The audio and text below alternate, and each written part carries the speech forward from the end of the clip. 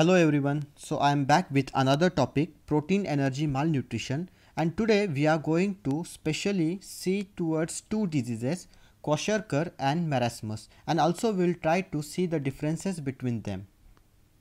So let's talk about malnutrition. According to WHO, it defines malnutrition as the cellular imbalance between the supply of nutrients and energy and the body's demand for them to ensure growth, maintenance, and specific functions. Malnutrition is the condition that develops when the body does not get the right amount of vitamin, minerals, and other nutrients it needs to maintain healthy tissue and organ function. So what is protein energy malnutrition? It is a group of body depletion disorders which include Kwashiorkor, marasmus, and the intermediate stages. So what is marasmus? It represents simple starvation. The body adapts to a chronic state of insufficient calorie intake. So you have to remember, in marasmus there is insufficient caloric intake. So in Kwashiorkor, it is the body's response to insufficient protein intake but usually sufficient calories for energy. So in Kwashiorkor, there is insufficient of protein intake. Etiology. Different combinations of many etiological factors can lead to PEM, that is protein energy malnutrition in children. They are social and economic factors, biological factors, environmental factors, role of free radicals and aflatoxin, and age of the host. Amongst the social, economic, biological and environmental factors, the common causes are lack of breastfeeding and giving diluted formula, improper complementary feeding, overcrowding in family, ignorance, illiteracy, lack of health education, poverty, infection, and familial disharmony. So role of free radicals and aflatoxin. Two new theories have been postulated recently to explain the pathogenesis of Kwashiorkor. These include free radical damage and aflatoxin poisoning. This may damage liver cells and give rise to Kwashiorkor. Age of host. Frequently in infants and young children whose rapid growth increases nutritional requirements. As rapid growth increases, nutrition requirement also increases. PEM in pregnant and lactating women can affect the growth, nutritional status, and survival rate of their fetuses, newborn and infants. Elderly can also suffer from PEM due to alteration of GI system. The clinical presentation depends upon the type, severity and duration of dietary deficiencies, and there are two forms of PEM. They are Kwashiorkor and marasmus. As we talked before, Kwashiorkor is due to insufficient of protein intake and marasmus is due to insufficient of caloric intake. Kwashiorkor. The term Kwashiorkor is taken from the language of Ghana, means the sickness of the weaning. Williams first used the term in 1933 and it refers to an inadequate protein intake with reasonable calorie energy intake. Kwashiorkor, also called wet protein energy malnutrition, and it is a form of PEM characterized primarily by protein deficiency.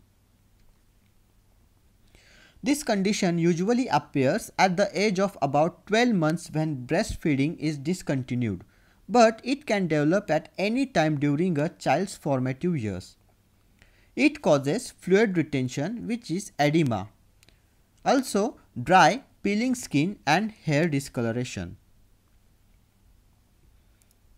Kwashiorkor was thought to be caused by insufficient protein consumption but with sufficient calorie intake, distinguishing it from marasmus.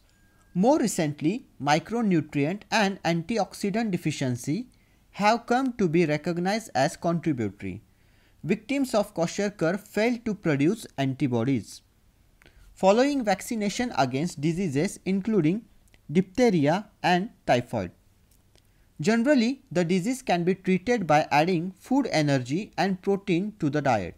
However, it can have a long-term impact on a child's physical and mental development, and in severe cases, it may lead to death. Symptoms: changes in skin pigment, decreased muscle mass, you can see edema.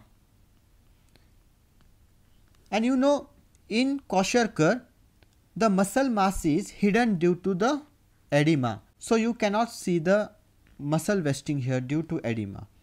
Failure to weight gain, fatigue, hair changes, increase and more severe infection due to damaged immune system, irritability, large belly that sticks out, lethargy or apathy, loss of muscle mass, rash, shock and swelling. Here you can see edema because of insufficient protein, which is decreased level of albumin.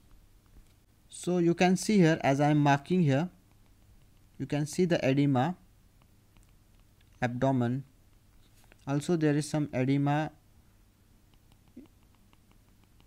in hands, fingers. So let's talk about marasmus. The term marasmus is derived from Greek word marasmos, which means withering or wasting. Marasmus is a form of severe protein energy malnutrition characterized by energy deficiency and emaciation. Energy deficiency means insufficient of caloric intake. Primarily caused by energy deficiency, marasmus is characterized by stunted growth and wasting of muscle and tissue. Marasmus usually develops between the ages of 6 months and 1 year in children who have been weaned from breast milk or who suffer from weakening conditions like chronic diarrhea.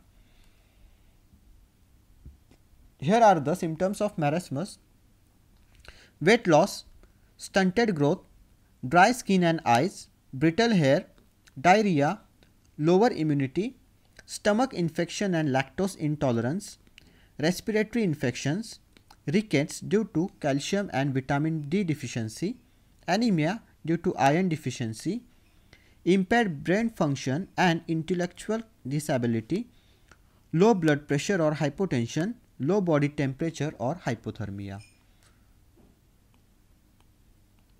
So you can see the muscle wasting over here, but this muscle wasting is clearly seen because there is no edema.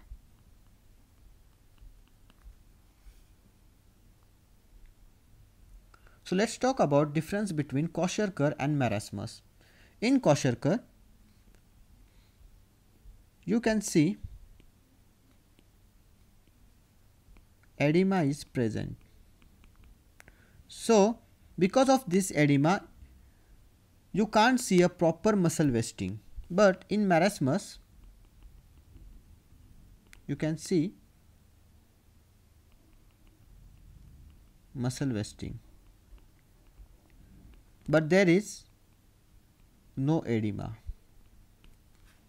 So these are some differences between Kwashiorkor and marasmus.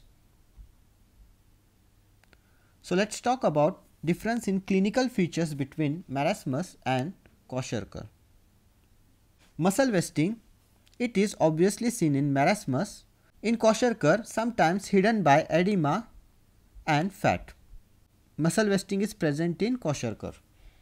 Fat wasting, severe loss of subcutaneous fat in marasmus, and in Kwashiorkor fat often retained but not firm. Edema is absent in marasmus, but in Kwashiorkor it is present in lower legs, usually in face and lower arms. Weight for height, In marasmus it is very low, and in Kwashiorkor may be masked by edema. Mental changes. In marasmus sometimes quiet and apathic, but in Kwashiorkor you can see irritable, moaning and apathic. Appetite. It is usually good in marasmus but poor in Kwashiorkor. Diarrhea you can see often in marasmus as well as in Kwashiorkor. Skin changes. Usually there is no skin changes in marasmus, but in Kwashiorkor you can see diffuse pigmentation, sometimes flaky and paint dermatitis. Hair changes seldom, and in Kwashiorkor there can be sparse, silky and easily pulled out. Hepatic enlargement. There is no hepatic enlargement in marasmus, but it is present in Kwashiorkor due to accumulation of fat. So let's talk about underweight child. Children with subclinical PEM can be detected by weight for age or weight for height, which are significantly below normal. They may have reduced plasma albumin. They are at risk for respiratory and gastric infection. As there is reduce of plasma albumin, you can see edema in Kwashiorkor disease. There are 10 steps for routine treatment. Prevent and treat for hypoglycemia, hypothermia, dehydration, electrolyte imbalance, infection, micronutrient deficiencies, and also you have to provide special feeds for initial stabilization, catch up growth, and also you have to give loving care and stimulation for children, and also prepare for follow up after discharge.